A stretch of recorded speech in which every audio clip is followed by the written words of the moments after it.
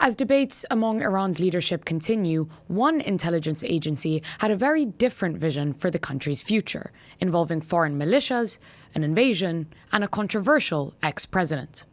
The New York Times and Haaretz news outlets recently reported that Israel's foreign intelligence agency, Mossad, had prepared an elaborate plan to overthrow Iran's leadership in the early stages of the war. According to the reports, the plan began with killing former Supreme Leader Ali Khamenei before providing aerial support for a Kurdish offensive from Iraq into Iran. Israeli officials had hoped that as the offensive gained weapons and support, Iran's public would join in until the effort reached Tehran, where Israel would then install none other than hardline former President Mahmoud Ahmadinejad as the country's new leader. Now, the allegations came as a shock, partly for their brazenness, but also because over the course of his 8-year presidency, Ahmadinejad oversaw the infamous 2009 crackdown against the Green Movement and earned a fiery reputation as a staunch opponent of Israel, frequently calling for the country to be wiped off the map. An undoubtedly unpredictable character, the former firebrand had a record of making outlandish statements, including denying the Holocaust, saying that Western powers were developing diseases specifically to sell drugs to African countries, and claiming that the phenomenon of homosexuality does not exist in Iran. After leaving the presidency in 2013, Ahmadinejad became an increasingly outspoken critic of the Islamic Republic, so much so that he was barred from seeking re-election on 3 separate occasions. But despite falling out of favor with Iran's establishment, he refashioned himself as a populist, anti-establishment figure, developing a base of support among segments of Iran's rural and working-class population. His office has firmly denied the reports that he was involved with Mossad, and Iran State TV has taken care to broadcast his public presence in response to the allegations. So, why would Israel seek to place Ahmadinejad in power? And how could one of the world's most advanced intelligence agencies so deeply misread Iran's government? Here to separate fact from fiction is Sina Azodi, assistant professor of Middle East politics at the George Washington University and author of Iran and the Bomb, the United States, Iran, and the Nuclear Question. Sina, it's a pleasure to be speaking with you once again. You've written about Iran's leadership extensively, as well as its former president Ahmadinejad. I wonder what you've made of these recent reports about this Israeli plan to install him in power and why they're being leaked now. Look, it makes sense and it does not. We have to go back during his time in presidency where, as you said, he was notorious for making outlandish I want to say crazy remarks about Holocaust, quoting Ayatollah Khamenei, saying that Israel must be wiped out from the map. And then once he got media attention, he doubled down. During his presidency, we had a conference on Holocaust with notorious figures being invited to Iran. So he has a history on that. Also have to keep in mind that it was during his presidency where his allies began discussing topics such as friendship between the people of Iran and the people of Israel. He was also the first and only president in the history of the Islamic Republic that publicly defied now late Ayatollah Khamenei and refused to go to work. So he has this background. He also has this nationalistic and populist sentiments. Where he, for example, again, during his presidency, there was a conference on Cyrus the Great, and he went on to suggest that Cyrus, King Cyrus, and the Prophet of Islam are of the same essence. His staff also said that Iranians' interpretation of Islam is an Iranian interpretation and is different from the rest of the Muslim world. So he has all this, background, a lot of discrepancies in his commentary, and he would appear to be a good candidate. If these reports are in fact accurate, he would be a great candidate for the Israelis, which are known to be pragmatic and practical people. They would like to see someone with nationalistic sentiments, with a lot of desire for power in the country, someone like Ahmadinejad, and he would be a good candidate for them as long as he did not pose an actual threat to the Israelis. Okay. And so there was clearly this plan to install him. He was seen as a disgruntled former president that was seeking, to return to leadership. It somehow falls apart. He grows disillusioned with them, decides not to partake. So why then this leak? Is it to, leak to discredit him or, as intended as a message? And why then does Iran state TV respond by saying, oh, no, he's actually, he's still very much here, broadcasting footage from him at the funeral, at various commemoration ceremonies? What is the kind of psychological logic behind his position here? Well, it could be a combination of those factors. It is quite possible that he initially worked with the Israelis. Again, if these reports are accurate, it is quite possible that he worked with them, then he changed his mind. And this was to, media reporting was to discredit him and really burn him.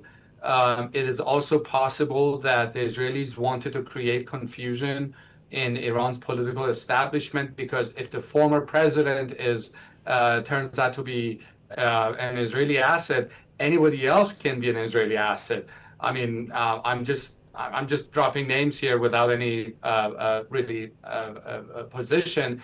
If, for example, the former president Khatami if Ahmadinejad is an asset, well, what if, for example, former President Khatami is? And again, I do want to emphasize here that I'm not suggesting anything, but I'm just saying that this creates more confusion, creates suspicion.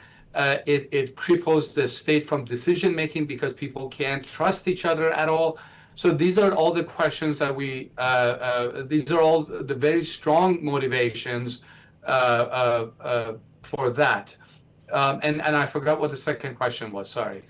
Just what do you think Iran's state TV is trying to achieve by kind of broadcasting very publicly footage of Ahmadinejad?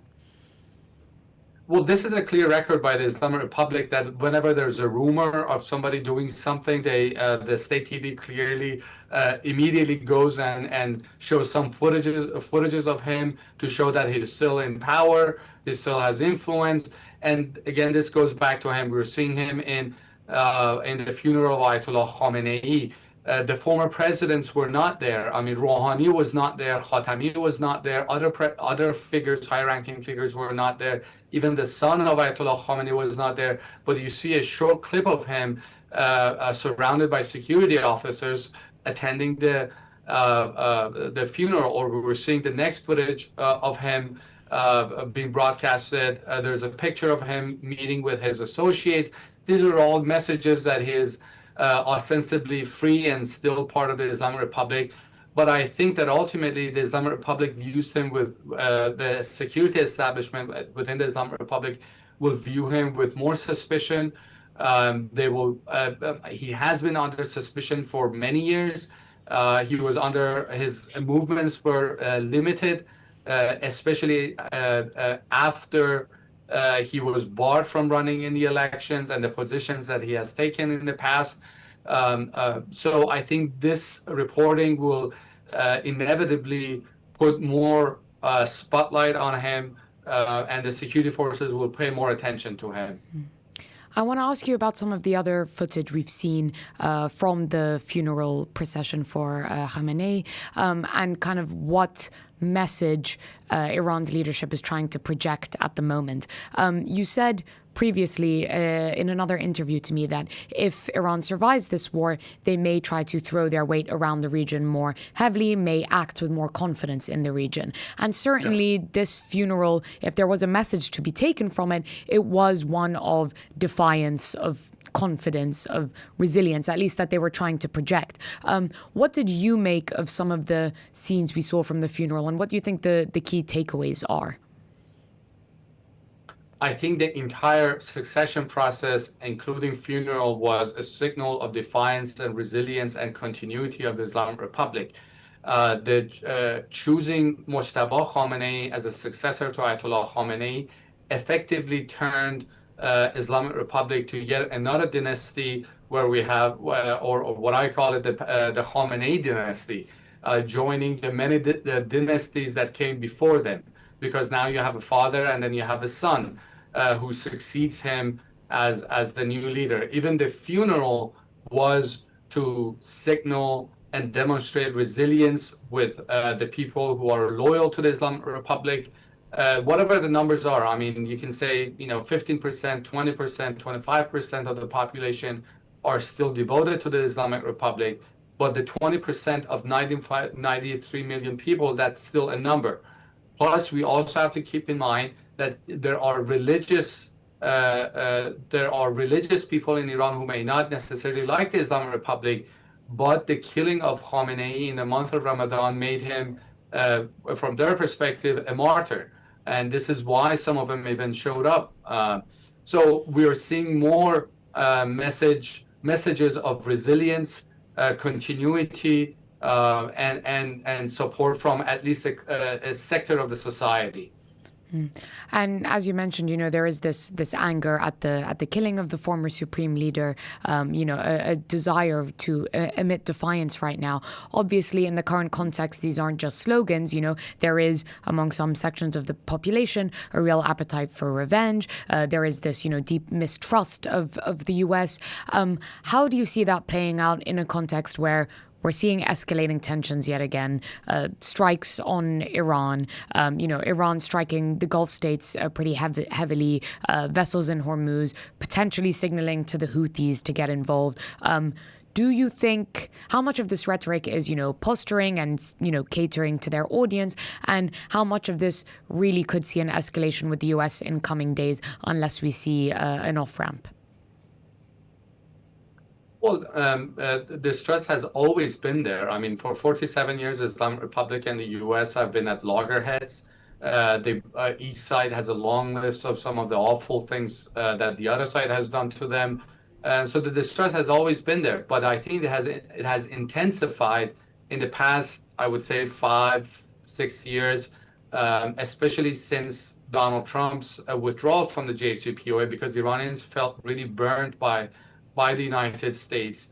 And then we had the killing of General Soleimani, and now 2 wars in less than a year at the time when the Iranians and Americans were negotiating at the table. So the stress has always been there, but it has only been intensified. But regardless, this war, I was listening to what Alex Vatankhal was saying, and I think he's absolutely right. This war has this conflict has no military solution. Iran is a large country with 93 million people. There's no appetite in the United States to use ground troops, and Iran is a very nationalistic country. An invasion of Iran will not be welcomed, despite what some people may say, will not be welcomed by the population, who will see Americans as foreign troops. So the only option, I think, is the diplomatic solution, where and we have factions in Iran, people like Ghalibaf, the foreign ministry, who are trying to push for a diplomatic solution against those forces in Tehran who are really trying to get, the hardliners who are trying to get the United States and Iran into more confrontation between them. I think the issue of revenge, I think it's posturing. I saw somebody on Iranian state TV, I think it was a member of the parliament, said that even if you have plans for assassinations, you don't brag about it. So, we have to condemn it regardless, but we have to keep in mind that the only solution to Iran's conflict with the U.S. is a diplomatic one. And yeah, I mean, you're one of several analysts to highlight this. And just before I let you go, I mean, with the plan to install Ahmadinejad, rumors of a planned Kurdish offensive and so on. And now even the way that Trump is talking about seizing another vital piece of infrastructure. We've heard of so many various silver bullet plans, some more or less well thought out than others. What do you think America and Israel's strategy going into this war and throughout it has consistently been missing about Iran's leadership, about the nature of the way that its government would respond, as someone who has studied it for so many years? What I will say is that no plan of operations will go accordingly after the first contact with the enemy, or as Mike Tyson famously stated, everybody has a plan until they get punched in the face. Meaning that, yes, there's always plans, as was with this elaborate plan of putting Ahmadinejad in power, but plans don't usually go accordingly. President Trump thought that war with Iran would be very quick. He fell victim to illusions of quick victory. He thought that the Iranians will surrender. That didn't happen. And this will get worse when and if he decides to use ground troops. It will be extremely dangerous. Iranians have been preparing for this for more than 2 decades. And I don't think, I believe that it will become very costly for President Trump if he decides to do so. Sina Azodi, thank you so much for speaking to MEE Live today. It's been a pleasure to chat with you again, and I'm sure that we'll be talking again soon. Thanks so much for your time.